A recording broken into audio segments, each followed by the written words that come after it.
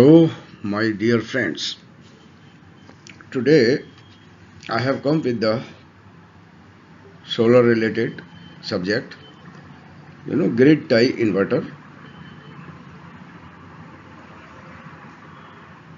versus solar hybrid inverter. So, at this side, this one, it is grid tie inverter, simple. It cannot be connected to the battery, generator, etc. And this is the hybrid inverter. It can be connected to battery, generator. This is the difference mainly. And also, before proceeding, just we should read. Please do not merely watch, do subscribe and share it for the sake of needy students so that it reaches to them, preferably to who are below poverty line. Please. And it doesn't cost sharing, doesn't cost you. So let us proceed.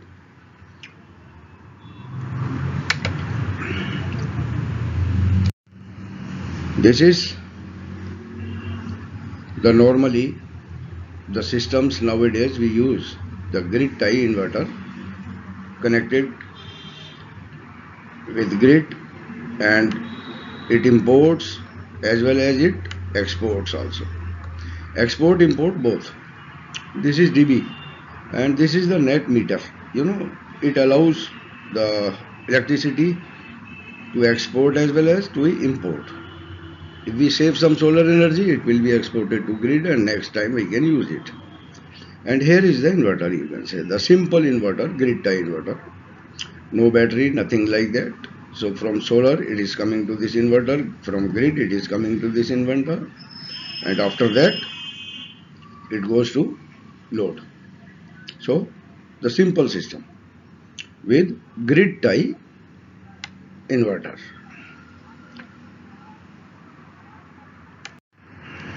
And see here, this is hybrid inverter, right? Connected with solar, connected with battery, and battery got charged through this inverter, as well as connected to the grid also, right? And this is the monitoring system. You can say SCADA system. You can watch, you can get readings, whatever you want of the system. And here it is load from the inverter. So this inverter got connected with this. Next diagram you will see it is connected with generator also.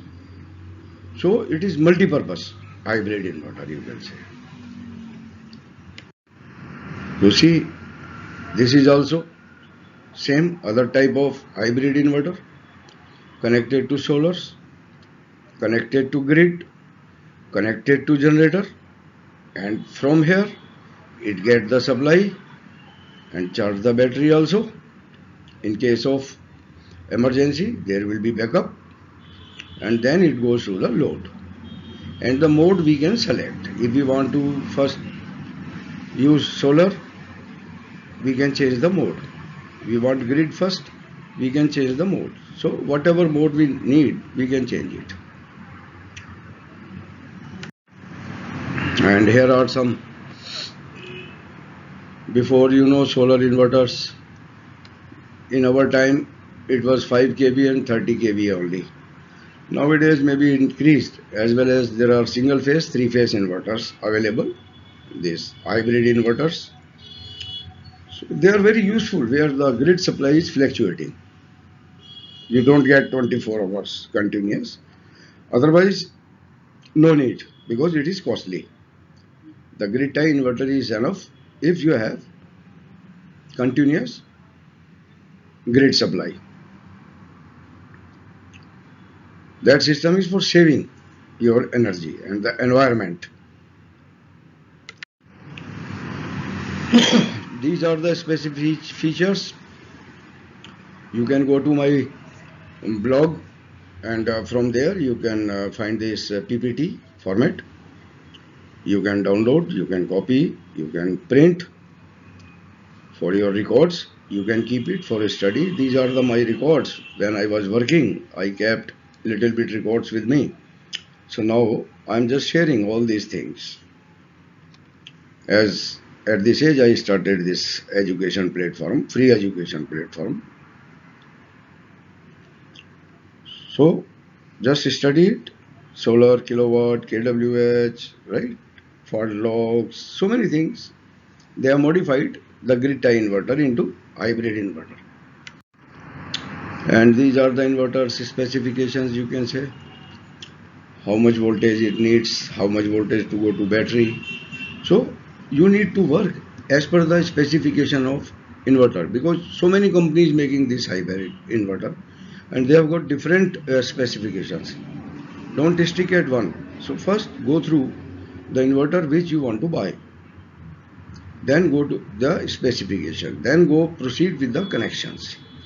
First, you need to understand the specifications of the inverter before designing the project, any solar project, because it based on that. How many panels in series, how many batteries in series. So first you have to know inverter's specification which you are going to use. Then only you can design a perfect system. Here are the same grid voltage which the inverter I used. It was 170 to 60 volts. 120 volts was the MPPT voltage. So the battery will be connected to the 120 volts maximum.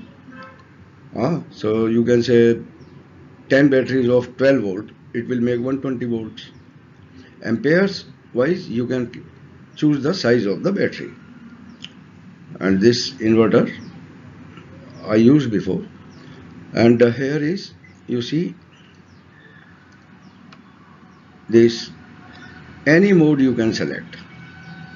First you want solar, then battery, then grid. Okay, so select SBG.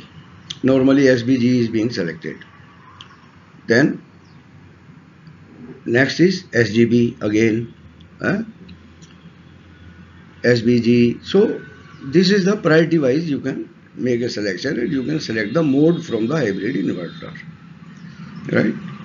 So with the help of this you can make connections, panel connections, as how much voltage you need, right? And grid voltage how much, panel how much, you want 120 volts, then you have to make connections accordingly in series or parallel. You have to feed with this voltage. Maximum PV voltage he has written 65 volts, right? And this is the finally diagram, mode of working. And normally we select this SGB most commonly. First on solar. If solar fails, then on grid. If solar and grid fails, then it will come to battery automatically. When you will select this mode, first is solar power, second is the grid supply, third is the battery storage. So this diagram you can print out from my blog and keep in your records for future. So we'll meet in the next video now with some good subject on the grid, maybe auto washing system of panels, or tracker. I have my videos already in the YouTube. You can go on my channel and find it there in the playlist. You will find it.